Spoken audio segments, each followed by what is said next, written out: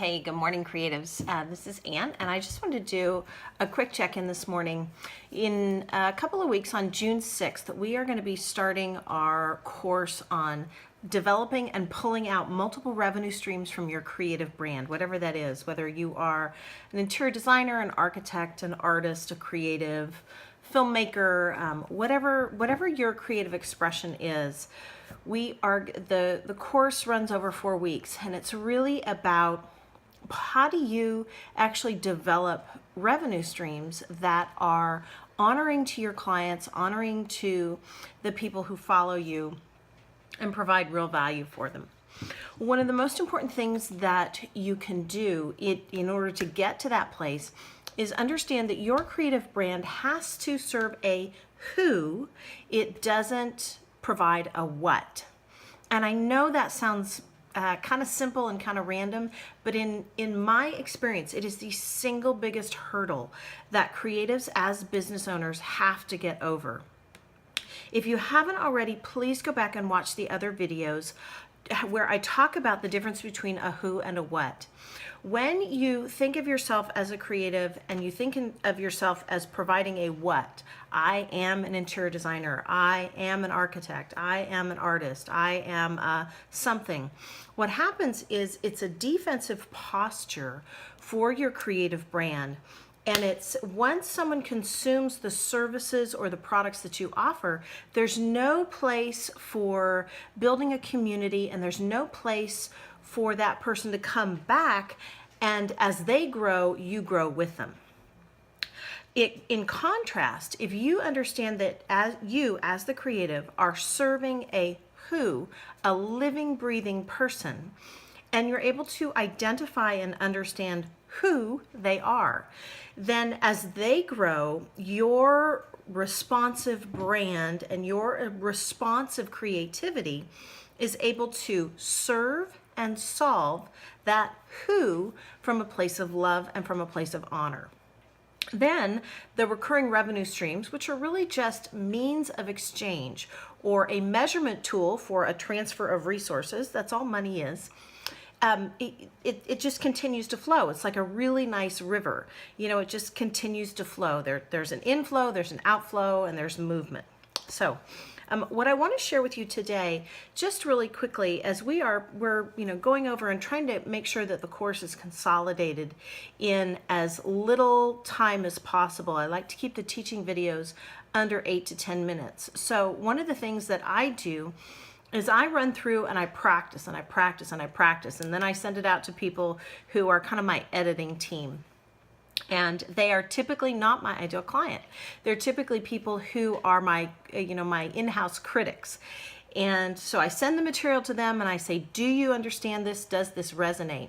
And I know that if it resonates with them, then we've got a diamond there. So one of the things I wanted to share with you kind of in preparation for this course is one of the ways that I make sure that we are solving for a particular who and providing that who with a product that fits both a price point for them and a lifestyle point for them is to understand what type of person I'm solving for. And I wanted to share with you 5 different types of people that we will often break people up into in terms of a group. Now, there's no morality assigned with this.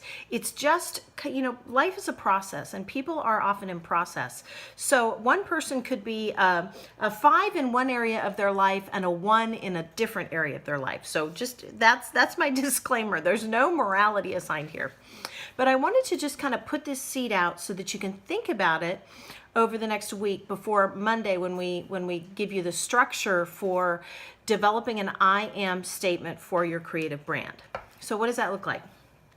The first type of person is that we kind of categorize in terms of who is someone who is still kind of looking for approval and identity, maybe from their family unit or what we would call their family unit.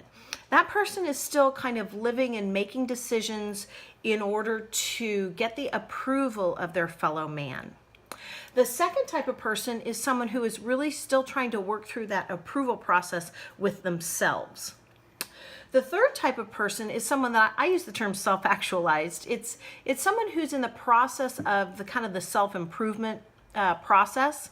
You know, maybe it's someone who is on a health journey, right? They want to get their bodies in health, or they want to improve themselves in some other area.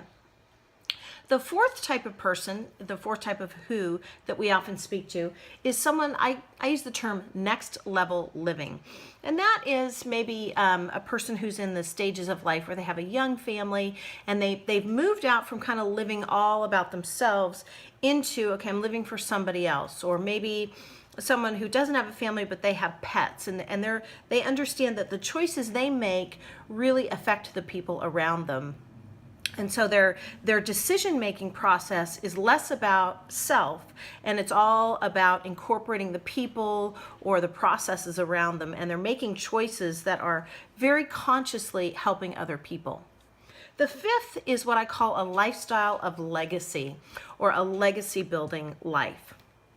And when we get into marketing products to this type of who, this is the person that might give, you know, 10, 20, $100 million to endow a university, or they might give a significant sum to a local art museum, or they're really about understanding and knowing that their life and their legacy is going to live on well beyond when they're gone. Why do I talk to you about these 5 types? Because when you are coming up with who you're going to solve for, not who you're going to serve with your products and services, but who you're going to solve for, being able to understand who and where they are kind of on their life journey, the person you're going to solve a problem for, is hugely helpful in terms of hitting the mark on price point and delivery mechanism. All right. So I just want you to think about these 5 things as you're going through this next week. Think about, you know, are these things that you've even thought about with respect to when you're creating products and services, especially digital products and services, which is one of the revenue streams that we'll be talking about. So I hope this blesses you. Share this video with a friend who needs some encouragement and who needs to build up some more revenue streams for their creative brand. Have a great day. Thanks. Bye-bye.